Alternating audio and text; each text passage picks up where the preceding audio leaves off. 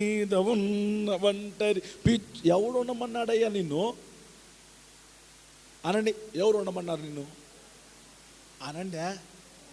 ఆయన జంటగా నీతో ఉండాలని పరలోకాన్ని విడిచిపెట్టుకొని, మహిమను విడిచిపెట్టుకొని, తేజస్సును విడిచిపెట్టుకొని తండ్రితో ఉండుట ఆ మంచి ఉన్నతమైన భాగ్యమని ఎంచుకొనక, చెప్పండి నాన్న, చెప్పండి నాన్న, చెప్పండి, చదవండి, లేకపోతే చదవండి. ఆయన పరలోకములో ఉండుట గొప్ప భాగ్యమని ఎంచుకొనక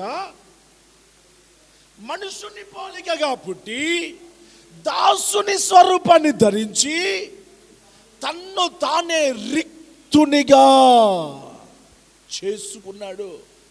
దేనికోసం? నీతో సహవాసం చేయటం కోసం.